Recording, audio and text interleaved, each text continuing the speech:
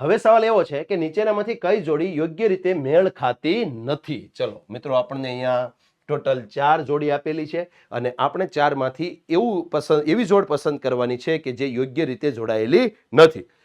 પહેલી જોડી છે ભાષાઓ 8મી અનુસૂચિ, બીજી જોડી છે પ્રતિજ્ઞા અને શપથના સ્વરૂપો 2જી અનુસૂચિ, ત્રીજી જોડી છે રાજ્યસભામાં બેઠકોની ફાળવણી 4થી અનુસૂચિ અને ત્યારબાદ ચોથી જોડી છે કે પક્ષપલટાના આધારે ગેરલાયક ઠેરવવા માટેની જોગવાઈઓ 10મી અનુસૂચિ. તો ચલો ફટાફટ જોઈ લે મિત્રો. આમાંથી ભાષાઓ 8મી અનુસૂચિ, તો મિત્રો આ જોડ ખરી રીતે જોડાયેલી છે.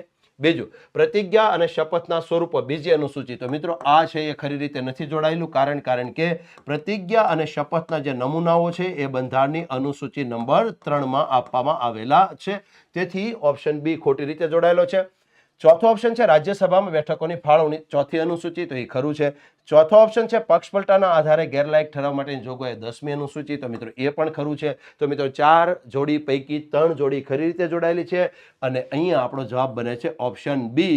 પ્રતિજ્ઞા અને શપથના સ્વરૂપો બીજી અનુસૂચિમાં નથી પણ ત્રીજી અનુસૂચિમાં આપેલા છે.